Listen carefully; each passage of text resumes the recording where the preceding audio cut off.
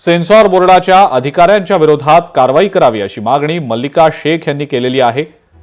नामदेव ढसाळ यांच्या पत्नी मल्लिका शेख यांनी ही मागणी केलेली आहे। दिग्दर्शकाने कोणतीही परवानगी न घेता चित्रपट काढल्याचा आरोपही त्यांनी केलेला आहे। अधिकाऱ्यांचं निलंबन करावं अशी मागणी त्यांनी केली आहे। नामदेव ढसाळ यांचं साहित्य माझ्या परवानगीशिवाय कुणालाही वापरण्याची परवानगी नाही असं सुद्धा मल्लिका शेख यांनी म्हटलंय।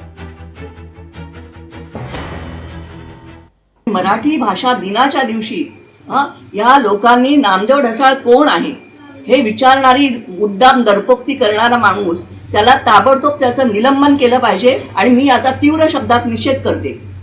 आणि दुसरी गोष्ट म्हणजे महत्त्वाची की नामदेव ढसाळ यांच्या कविता आणि त्यांचं साहित्य हे वापरण्याची कुणालाही परमिशन नाही माझ्या परवानगीशिवाय। आणि त्यांनी त्या हल्लाबोल पिक्चरमध्ये नामदेवची गाणी वापरलेत, कविता वापरल्यात, कुणाला विचारून? प्रॉपर्टी ॲक्ट प्रमाणे 50 वर्षानंतर ती मालमत्ता जे इंटेलेक्च्युअल प्रॉपर्टी असते ती समाजाच्या मालकीची होते, पण अजून त्याला 50 वर्ष झालेली नाही आहेत आणि तोपर्यंत त्यांच्या नावाचा, प्रतिमेचा, कवितांचा गैरफायदा कोणीही घेऊ शकत नाही माझ्या परवानगीशिवाय। लोकशाही मराठी ऐका, पहा, जागरूक रहा।